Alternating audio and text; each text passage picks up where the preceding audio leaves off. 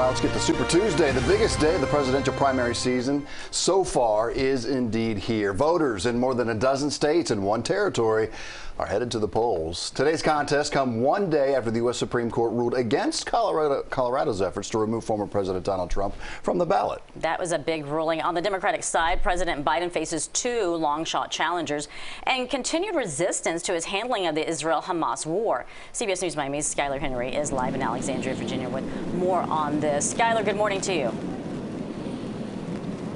Hey, Betty and Keith, good morning to the both of you. The justices saying yesterday that to beat the former president, it'll have to be at the ballot box and not from states barring him from appearing on their respective ballots. Many people will be heading to the polls today all across the country, here in Virginia, for example, all the way out to California even, as the Republican and Democratic leaders, the former president and Joe Biden, look to get one step closer to securing their party's nominations.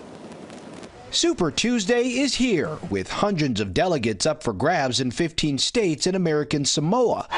Last night, the GOP frontrunner, former President Donald Trump, swept the North Dakota GOP caucuses. It followed the release of the Supreme Court's unanimous decision, which says states like Colorado cannot disqualify Trump from the ballot. It was a very important decision. I think it will go a long way toward bringing our country together.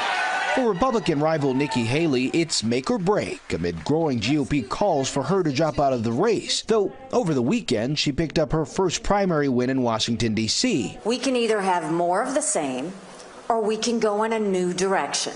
New CBS News polling shows that a large margin of likely voters have negative feelings about a possible Biden-Trump rematch.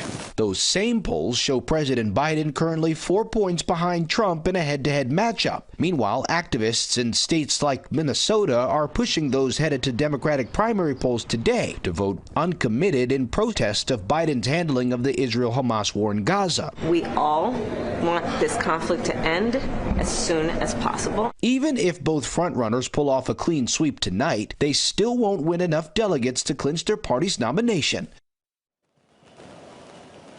And so remember, while all eyes will still be on the presidential race, this is also a big day for several races down the ballot, as well as several contests in the U.S. Senate, some state governors' races.